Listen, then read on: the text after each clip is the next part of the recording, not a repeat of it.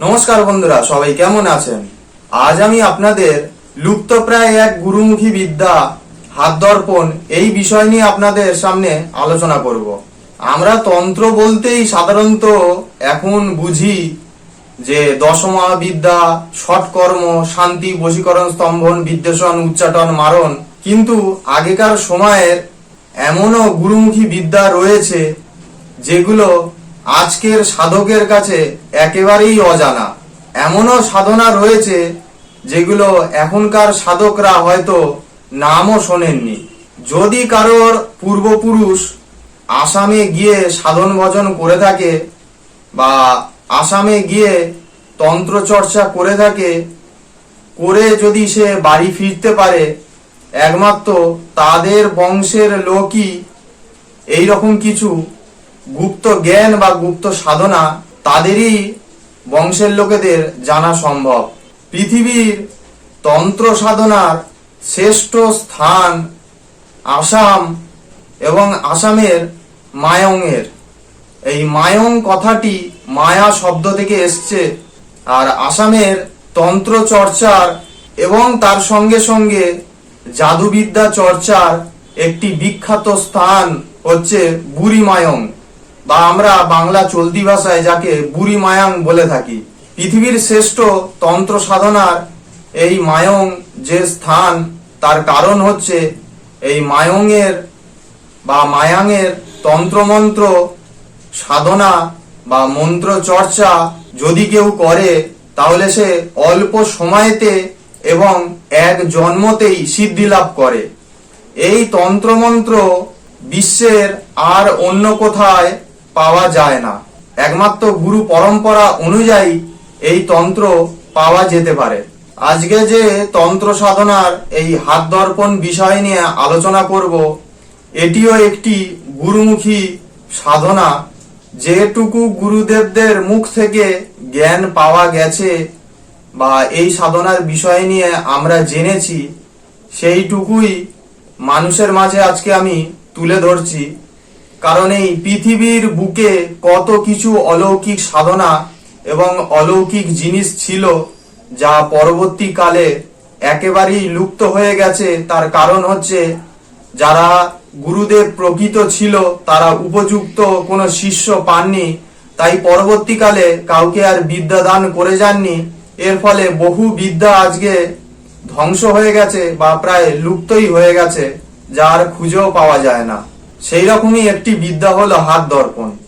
এই হাত দর্পণ বিষয় নিয়ে আমি যেটা গুরুদেবদের কাছ থেকে জেনেছি, তা গুরুদেব বলেছিলেন যে এই হাত দর্পণ এক অলৌকিক সাধনা। এই সাধনা করতে গেলে সাহসী, নিষ্ঠাবান ও ঈশ্বরের ওপর পূর্ণ মাত্রায় যার অন্ধ বিশ্বাস রয়েছে, সেই ব্যক্তি দৃঢ় সংকল্প নিয়ে এই সাধনা যদি করে, তবেই সে সিদ্ধি লাভ করতে পারবে। এমন নয় এই সাধনা 10 জন করলে 10 জনই সিদ্ধি লাভ করবে, এমন ব্যাপারটা নয়। লাখ লাখ তান্ত্রিকের মধ্যে হয়তো একজন ভাগ্যবান, ঈশ্বর যাকে বেছে নেবেন, সেই একমাত্র এই হাত দর্পণ সাধনাতে সিদ্ধি লাভ করতে পারে। এই সাধনা করতে গেলে সাধকের 1 বছর টানা ব্রহ্মচর্য পালন করে এই সাধনা জপ তপ করে যেতে হয়। এবং এই সাধনায় যদি সিদ্ধি লাভ সাধক হয়, সিদ্ধি লাভ হয়ে যাওয়ার পর ঈশ্বরের কৃপায় যখন কোনো মানুষের কোনো কিছু জানতে চাইবে, যে সাধক এই সাধনায় সিদ্ধি লাভ করেছে, আর যে রুগী বা যে ব্যক্তি এসছে যে তার এই বিষয় নিয়ে জানার জন্য। এবং আরেকটা কথা বলে রাখি, এই হাত দর্পণের মাধ্যমে কিন্তু ভবিষ্যৎ জানা যায়। আমি সেই সাধনার কথাই বলছি। সাধারণত আমরা যে জল দর্পণ, আয়না দর্পণ, নখ দর্পণ, পাতা দর্পণ, আংটি দর্পণ, এরকম যে বিভিন্ন রকম দর্পণের কথা শুনে থাকি, সেগুলো কিন্তু ঘটে যাওয়া ঘটনা, অর্থাৎ অতীতকাল, সেটা কিভাবে কি হয়েছে সেটা কিন্তু এই দর্পণগুলোর দ্বারাই জানা সম্ভব।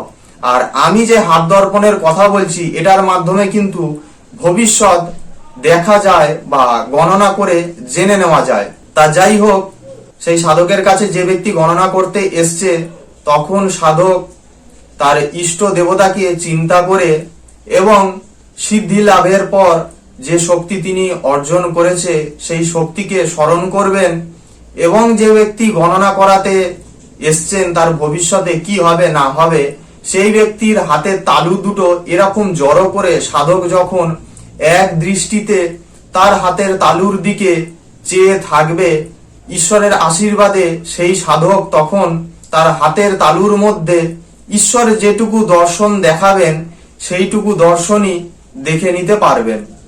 এর মাধ্যমে বলা হয় যে প্রাচীন কালে বহু মানুষ তার আগম, যদি কোনো বিপদ আপদ কোনো কিছু খারাপ কিছু এই দর্পণের মাধ্যমে জেনে যেত, তার ফলে তারা সেটার থেকে রক্ষা পাওয়ারও তখন ব্যবস্থা নিয়ে নিত।